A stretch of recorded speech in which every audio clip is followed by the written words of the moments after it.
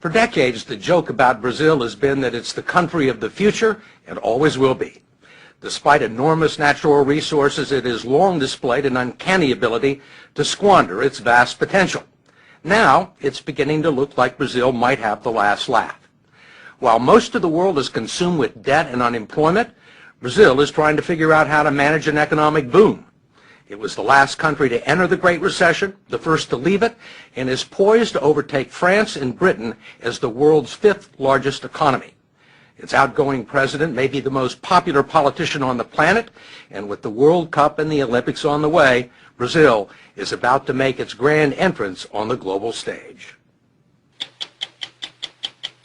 The story will continue in a moment.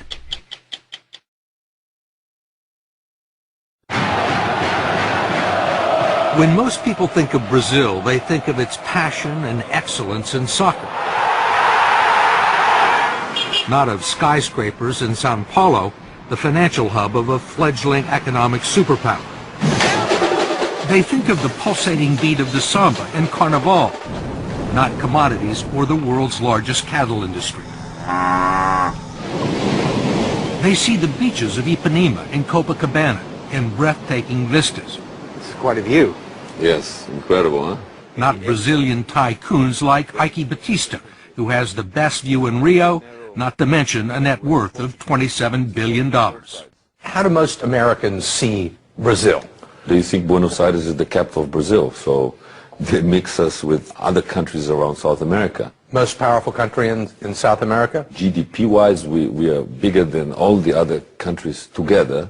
And, you know, in the last 16 years, Brazil has put its act together. This is it. Hello, time for Americans to wake up. With most of the world's economy stagnant, Brazil's is growing at 7%, 3 times faster than America. It is a huge country, slightly larger than the continental U.S., with vast expanses of arable farmland, an abundance of natural resources, and 14% of the world's fresh water. 80% of its electricity comes from hydropower. It has the most sophisticated biofuels industry in the world, and for its size, the world's greenest economy.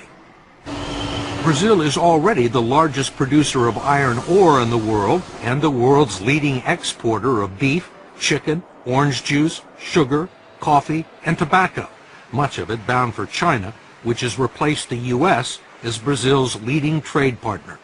And Brazil has the size to match China's appetite. You have it's a big everything. dragon on the other side. You have everything they need. We have, yes. You need the Brazil to basically fulfill the Chinese needs. Batista, who has interests in mining, transportation, and oil and gas, is building a huge superport complex north of Rio with Chinese investment that will accommodate the world's largest tankers and speed delivery of iron ore and other resources to Asia. But it's not just commodities that are driving the Brazilian boom. The country has a substantial manufacturing base and a large auto industry. Aviation giant Embraer is the world's third largest aircraft manufacturer behind Boeing and Airbus, and a main supplier of regional jets to the U.S. market. Ike Batista says the one thing that Brazil could use more of is skilled labor. We have to create more engineers. In my oil company, I'm importing Americans to weld our platforms. To weld the platforms? Yes, there's a lack of welders. We're walking into a phase of almost full employment. This country has created almost 1.5 million jobs this year already. It's unbelievable. Brazil has seen periods of prosperity before, only to have the bubbles burst. It spent billions in the 50s and 60s moving its capital to a barren savanna near the middle of the country where it built Brasilia, a futuristic city right out of the Jetsons. Then it borrowed billions more to develop the country's interior. Corruption and ineptitude eventually led to a financial collapse, 2,000% inflation, and at the time, the largest financial rescue package in the history of the International Monetary Fund. Then a few years later, this man walked into the president's office.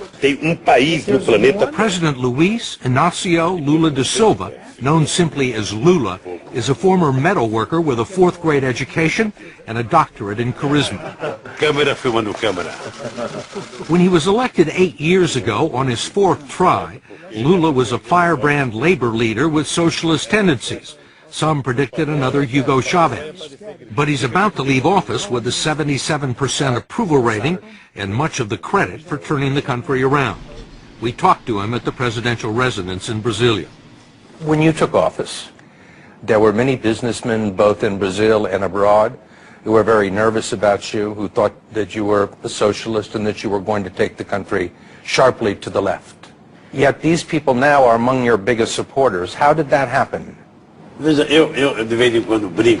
Look, every once in a while I joke that a metal worker with a socialist background had to become president of Brazil to make capitalism work here. Because we were a capitalist society without capital.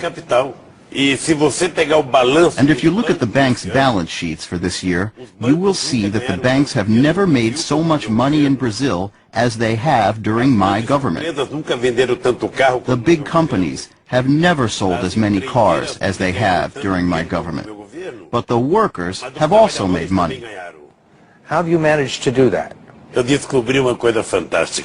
I have found out something amazing. The success of an elected official is in the art of doing what is obvious. It is what everyone knows needs to be done, but some insist on doing differently. One thing obvious to Lula was the social and economic chasm separating Brazil's rich and poor.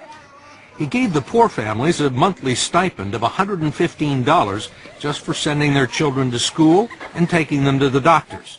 The infusion of cash helped lift 21 million people out of poverty and into the lower middle class, creating an untapped market for first-time buyers of refrigerators and cars. But he was also far friendlier to business than anyone expected, encouraging growth and development and maintaining conservative fiscal policies and tight banking regulations that left Brazil unscathed by the world financial crisis. Lula was the right man at the right time, it seems. You have to admit it. You know, he's a kind of pop star. Eduardo Bueno is a colorful commentator and best-selling author of popular Brazilian history. What's his secret?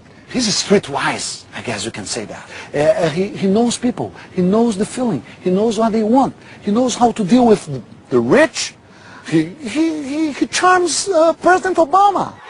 And he also charmed the international committees that awarded Brazil the 2016 Olympics and the World Cup of 2014, political victories that announced the country's arrival as an international player and will present some challenges for Brazil's next president. She is Dilma Rousseff, Lula's former chief of staff and his hand-picked successor, who was elected in October because he was ineligible for a third term. There are people that believe that once you were gone, Brazil may revert to its old ways. Will the momentum continue once you leave office at the end of the year? If there's something I am proud of, it is to have told my people that we are not second-class citizens, that we can get things done. We can believe in ourselves, and then people have started to believe. There are still some non-believers. Given its checkered record for living up to its promise, the rap against Brazil is that it lacks ambition. It's called the Brazilian way. Why do something today that you can pay someone to do the day after tomorrow? Brazilians put up with incredibly high taxes on almost everything, have a high tolerance for corruption, bureaucratic red tape, and according to Eduardo Bueno, harbor a secret love affair with incompetence. President Charles de Gaulle of France once said that Brazil is not a serious country. Do you believe that? Is Brazil a serious country now? It's not a serious country in several instances because they say that they're going to do something and then don't do something. Here in Rio de Janeiro, you can invite someone to your house, they say they're going to come and they don't show up. And they don't think it's, no, who cares? But how can you do business in a loose way? How can you run a country in a loose way? While many in Brazil's cities lust for first world status, the third world is never far away. For decades, Brazil ignored the festering slums known as favelas, which wrap around Rio, overlooking some of the most valuable real estate in the city. They have been staging areas for street crime against tourists and safe havens for drug gangs so well armed that they brought down a police helicopter a few years ago with heavy machine gun fire. Finally, after years of looking the other way, the military police have begun to move in. In recent weeks, some parts of Rio have been a battle zone, with drug traffickers burning buses near some of the sports venues. But so far, the police have pacified 13 of the most dangerous favelas, and there are 27 more to go. This is a revolution. I myself did not believe this 3 years ago. There is a solution for slums all over Brazil. But there are also some massive problems with infrastructure. If the road to Brazil's future is long and wide, it is also jammed with traffic and filled with potholes. 90% of the roads in the country are still unpaved, and in the cities there's not much in the way of public transportation. And already there are major delays in the building and renovating of stadiums for the 2014 World Cup. FIFA, the World Soccer Organization, says Brazil is way behind in making preparations for the World Cup. Will the country be ready? Primeiro, nós precisamos tomar cuidado. Look, first, we need to be careful about European perfectionism, because everything that happens here in the South, they think they know better than us. Então, Well, the Europeans may put their minds at ease because we will organize the most extraordinary World Cup ever. tudo que já foi feito. What they didn't make in 500 years, they want to make in 4, because the World Cup is going to be in Brazil. You think they'll be ready?